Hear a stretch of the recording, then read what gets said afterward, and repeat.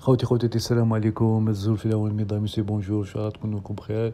Je remercie tous ceux qui regardent vidéo jusqu'à la dernière chaîne de vidéo. Et dans cette vidéo, je parlais de communiqué Fédération algérienne de football qui a fait un communiqué hier, mardi 30 janvier, concernant le sélection. Qu'est-ce qui s'est passé après l'élimination de l'équipe nationale en Coupe d'Afrique CAN 2023.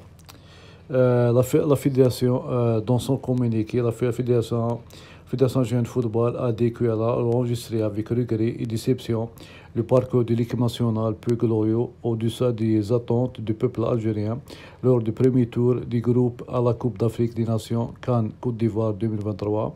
Au regard des moyens et conditions matérielles mis à disposition par l'État, la Fédération algérienne de football, il était légitime d'en attendre en retour des prestations d'une toute autre stature pour la seconde fois consécutive, CAN 2021 et CAN 2023. L'équipe nationale n'a pas franchi le premier tour et s'est classée à la 4e et dernière place du groupe.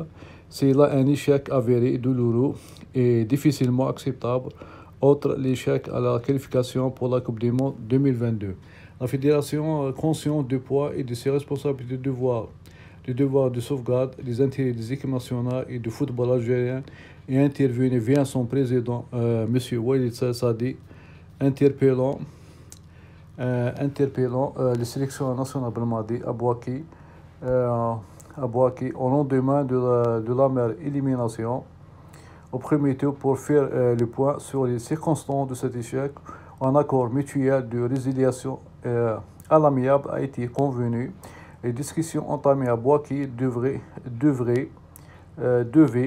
aboutir le lendemain au retour de la délégation à Alger à la formalisation de l'accord de résiliation à l'amiable par le sélectionneur et son staff. Dès le lendemain, les parties concernées avaient répondu à l'invitation du président de la FAF en vue de la ratification de l'accord conclu la veille en Côte d'Ivoire. Tous les membres du staff technique avaient signé l'accord de résiliation à l'amiable, à l'exception de Djebel Belmadi, qui s'est étonnamment rétracté, de sollicitant un temps de réflexion supplémentaire. Considérant l'accord convenu dans son volet pécuniaire au-dessus de ses attentes. 4 jours plus tard, la fédération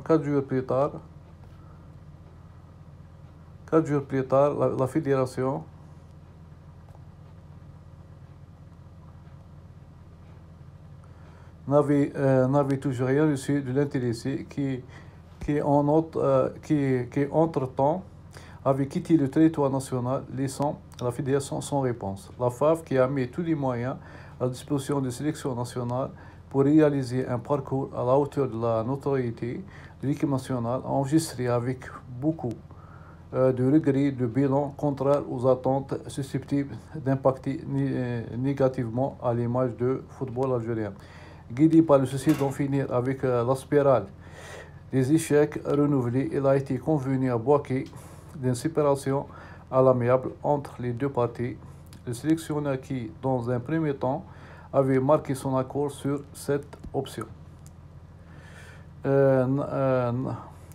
N'y a plus dans les suites. La FAF considère son silence en son départ du territoire national comme un refus et se voit contrainte de tourner définitivement la page et de se projeter désormais sur un nouveau challenge avec un nouveau sélectionneur et un nouveau staff technique qui seront désignés prochainement.